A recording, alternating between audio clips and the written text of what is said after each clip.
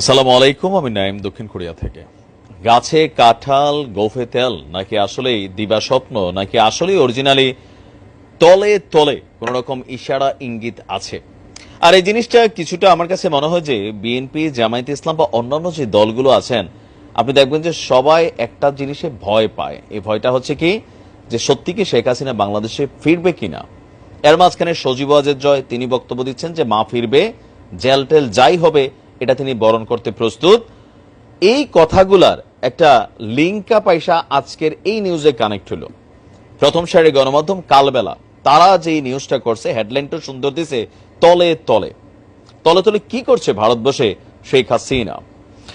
দর্শক, এখানে যতগুলা কি বলে যে তথ্য আসছে, বিশাল একটা ফিচার। সেই ফিচারকে আমরা যদি শর্টলি বলি যে 5ই আগস্টের পর আওয়ামী লীগ অনেকটাই হাওয়া হয়ে গিয়েছিল, তবে আবারও সরব হতে শুরু করছে দল।